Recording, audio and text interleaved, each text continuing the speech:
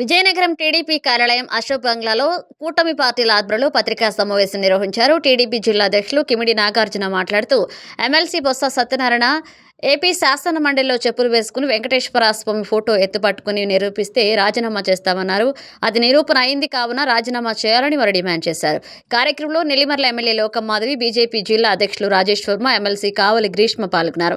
ఈ సందర్భంగా గ్రీష్మ మాట్లాడుతూ వైఎస్ఆర్సీపీ నాయకులకి పిచ్చి పరాకాష్ఠకు చేరిందని, కనీసం మహిళా ప్రతినిధులైన సాక్షాత్తు వెంకటేశ్వర స్వామి అందు భక్తి భయం లేకుండా ప్రవర్తించారని ఆరోపించారు. రచ్చ, వాళ్ళ గోల, మనసులోని ఆవేదన అనేది నిన్న ప్రెస్ మీట్ పెట్టడం జరిగింది.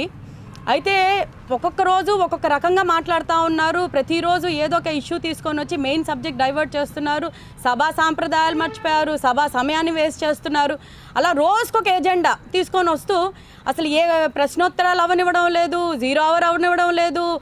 మన నిన్నటితోటి బడ్జెట్ మీద డిస్కషన్స్ అయ్యాయి. అది ఒక్కొక్క రోజు కూడా సభలాగా అంటూ అవ్వడం లేదు. ప్లే కార్డులు తీసుకొని వస్తూ ఉంటారు. ఇందులోని ఏది హెరిటేజ్ ఫుడ్స్ ఇన్వాల్వ్మెంట్ ఉంది, ఇండాపూర్ ఉంది అని అనుకొని చెప్తారు. ఆ తర్వాత మేము చాలా క్లియర్గా చెప్పాము, మేము లడ్డూ గురించి డిస్కస్ చేద్దాము, దీని గురించి అసలు సిట్ ఏమనింది, సిబిఐ అనింది, దీన్ని సెపరేట్గా షార్ట్ డిస్కషన్ పెట్టుకొని బీఎస్సీలో ఎలా నిర్ణయం తీసుకుంటే దాన్ని బట్టి అలా వెళ్దామని కూడా చెప్పడం జరిగింది. నాతో పాటు ఉన్న కూటమి నాయకులకి అలాగే